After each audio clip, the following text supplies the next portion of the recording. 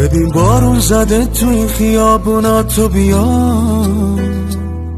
دلم بدجوری لک زده واسه خوبیات. وقتی خیره میشی تو چشام نفسم بند میاد.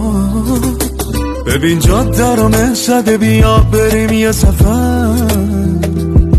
نپرس ازم کجا، فقط چمدون تو ببر. همه درداد مال من عزیزم، تو بخند. آهای حضرت یار، مثل بارون شو و رو سر هر دومون ببار. دلم میخواد که امشب صبح نشه واسه یه بار. چقدر پرسه میچسبه با تو دریا کنار.